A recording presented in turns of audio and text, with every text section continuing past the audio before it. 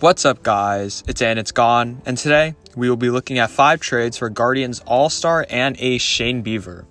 With the Guardians kind of in baseball purgatory right now, experiencing some mass regression from their young hitting core, along with some key injuries to the pitching side of things, they're looking to move off of some big contracts in the future. One of them is Shane Bieber. Since 2019, there has been no one more consistent than this pitcher, as since that season, he's never finished with an ERA plus below 130. This season stretch also includes 2 All-Star appearances, a 2020 Cy Young Award, and a Gold Glove.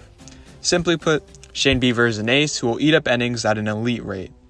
It's almost a given that he'll get you into the 7th or 8th inning with your team still in the ballgame. And that remarkable consistency makes him invaluable for a playoff contending team down the stretch, and also in the playoffs themselves. With the Guardians in the playoffs last year, Bieber was one of the key reasons why they were able to move past the Rays in the wildcard round, and also put up a fight against the Yankees. Bieber will be costly though. At 28 years old, Bieber is presumably in the prime of his career, and is not a rental, as he has one more year of service time after this one, for a team to work on a long-term extension. Teams will have to give up a lot of prospects, especially in the outfield, I presume. But, before we get on to the video, could you guys please hit the like and subscribe button. Currently, only 3% of people who watch my videos are subscribed, so if y'all do, not only would it help me grow my channel, but it also encourages me to create more videos like this one for you guys. And without further ado, let's get on to the video. Ever since Shane Bieber was rumored to be on the trading block, the St. Louis Cardinals have remained as one of the top suitors for Bieber, despite being 10 games below 500 at the time of making this video. This is because of the monumental fit that Bieber would be on the Cardinals long term, as well as the pieces that they have to get a trade done. Right now, they have a surplus of young, controllable outfielders, and a good enough farm system to make a trade like this happen. And in my deal, I have Shane Bieber going to the St. Louis Cardinals for struggling outfielders Alec Burleson and Tyler O'Neill, as well as one of the top Cardinals pitching prospects in Gordon Graceffo. Although with this trade, I still find it hard for the Cardinals to make the playoffs this year, with the other holes on their roster outside of this one pitching spot. And even if they do sneak in, it'll be hard to make any noise with a shaking pitching outside of Bieber. However, this trade is really made for the long term. The Cardinals do this to sign Bieber to a long-term extension, and then hopefully compete with him once the rest of their young talent like Jordan Walker and Nolan Gorman truly come into their own talents. And as for the Guardians, this may seem like a pretty underwhelming package at first, but with both Alec Burleson and Tyler O'Neill, they both have huge ceilings, and a possible change of scenery can lead to the unlocking of sustained success.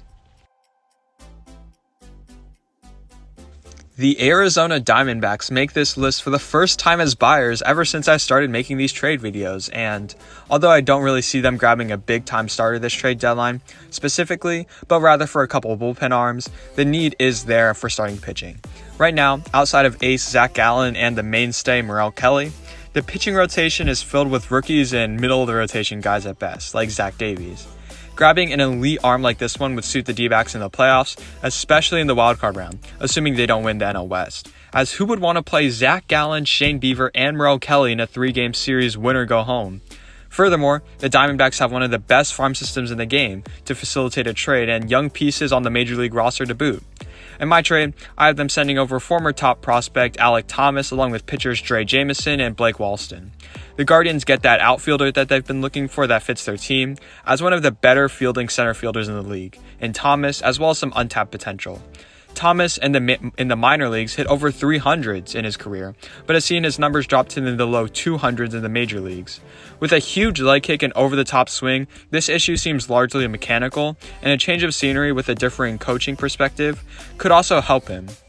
Meanwhile, both Dre Jameson and Blake Walston both have huge ceilings, as Dre has shown spot starts of dominance in the major leagues, while Walston is a former first-round pick who has pitched very well, even in the high-run environment like the Southwest League he's currently in. The new ownership Steve Cohen Mets have been one of the most aggressive teams in the league recently, and while it has mainly come in free agency, I can see the Mets making a major trade this deadline to justify the money spent earlier and get this team over the hump and into the playoffs. The Mets have been middling this year with a plethora of issues, but one of them has been inconsistent starting pitching. A consistent starter like Shane Bieber would be just what the doctor ordered in terms of remedying their pitching staff. With this trade and the overall weak National League this year, I see the Mets making a wild card slot with the potential to make it far in the playoffs, but I doubt it with the overall lack of consistency outside of Shane Bieber. Furthermore, Bieber could then receive his payday with the Mets, who have not been shy in handing out big long-term contracts to players that they see necessary to the core of this team. In my trade, though, I have top prospects Ronnie Mauricio and Mark Vientos heading over to the Guardians, as well as David Peterson for Shane Bieber.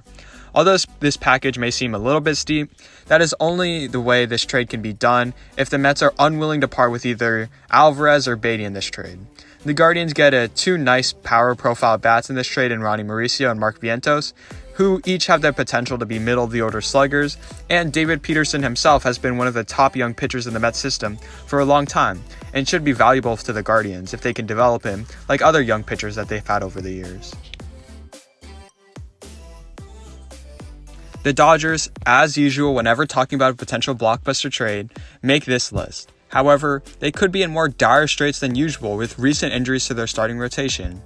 And although the injuries to Julio Urias and Dustin May don't really seem to be long-term, anything can happen in the rehab process, and their young starting pitching has been inconsistent to say the least. Rookie pitching in the playoffs is not a good combination to have, and I'm sure that the Dodgers would love to grab a veteran arm to throw in the mix and make sure that that depth does not get tested in the playoffs. So, why not grab the best veteran arm in the market in Shane Bieber? The Dodgers already have one of the best farm systems in the majors, many of them occupying positions of strength already. So, the Dodgers can make this trade simply from their surplus of prospects, while still giving the Guardians an enticing trade package. In my trade, I have the Dodgers sending over two of their top prospects in Michael Busch and Dalton Rushing. Busch, a second baseman, is blocked long-term by Gavin Lux and Miguel Vargas, while Rushing is blocked by Will Smith and eventually Diego Cartaya. However, that doesn't hurt their upside, and the Guardians grab two really quality hitting options and, in Busch's case, can be a plug-and-play starter immediately with tons of team control left. Our one and only American League team in the Baltimore Orioles make the best potential landing spot both in terms of fit and potential trade packages coming back to Cleveland. Despite the Orioles' success, one of the huge weaknesses has been their starting pitching, and Shane Bieber would add both upside and depth to a pitching rotation desperately needing it. With this trade, they have that ace-caliber pitcher to lead them through the rough times when maybe their offense isn't clicking the way it should be, while also having that ace to throw out twice in a playoff series where every game is a must-win. The Orioles also have a league-best farm system and can afford to give the Guardians some quality bats while not sacrificing anything on the major league team. In my trade, I have a trio of position player prospects coming back in the deal in Heston Kjerstad, Dylan Beavers, and Jordan Westberg for Shane Bieber. Each of these players has a ceiling of being a quality major league bat, and although these players lack superstar upside, I like this trade for the Guardians as their overall well-rounded hitting ability and the fact that they are relatively major league ready and should be able to help out the club soon enough and aid in a playoff push in the next couple of years. And as for Baltimore, I do worry that if this trade does get pulled off and the Orioles fail to capitalize on it and sign Bieber to a long-term extension, the prospects that they gave up could hurt them in the long run, and one way to ease that pain would be to get that ace out of it for the next half decade to come and re-sign Shane Bieber to a long-term contract extension. Thank you guys so much for watching. Remember, if you enjoyed, please like, share, and subscribe, and you can comment down below new video ideas. Trade season is just on the horizon, and this is the first of potentially many videos that could come up on what is hopefully another busy trade deadline. But if I say like I gave up too much for Shane Bieber or I gave up too little, let me know in the comments down below. We can debate about it. But, or if you have any other like people that you want me to talk about trading, let me talk. You can talk to me about it. And I will see you guys in the next one.